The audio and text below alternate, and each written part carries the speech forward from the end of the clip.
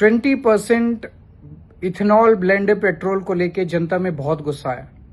30 जून को केंद्र सरकार ने अटॉर्नी जनरल के थ्रू सुप्रीम कोर्ट में ये कहा कि ये सिर्फ एक एक्सपेरिमेंट है और इसके नतीजों के ऊपर आगे का एक्शन डिपेंड करेगा।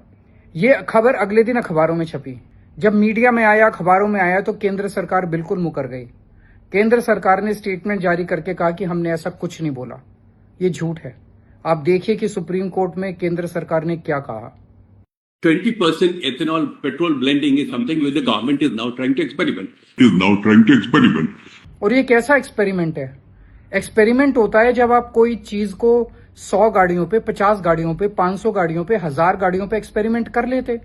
एक्सपेरिमेंट के आधार पे जो नतीजे आते उसके बेसिस पे आप डिसाइड करते कि पूरे देश में इसको लागू करना है कि नहीं करना। पूरे देश की 140 करोड़ जनसंख्या पे सारी गाड़ियों के ऊपर आपने इथेनॉल ब्लेंडेड पेट्रोल कंपलसरी कर दिया और कह रहे हो हम एक्सपेरिमेंट कर रहे हैं। जिन लोगों की गाड़ियां खराब हो रही हैं उनको मुआवजा दोगे फिर आप? दूसरी बात, लोग इतने बड़े स्केल के ऊपर इसका विरोध कर रहे हैं।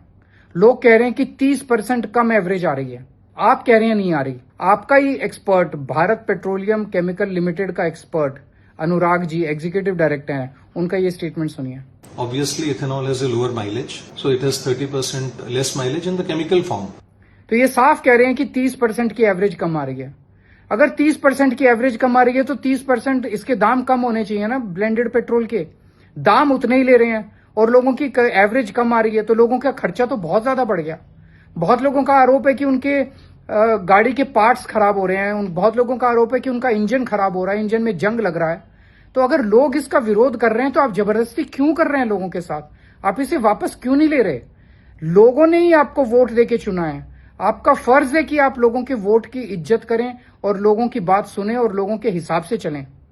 मैं अगले कुछ दिनों में प्रधानमंत्री को इस बारे में चिट्ठी लिखूंगा, उनसे अनुरोध करूंगा कि इसको वापस लें। मुझे चिट्ठी में क्या लिखना चाहिए आप मुझे कमेंट्स में या मुझे डीएम करके बताइए।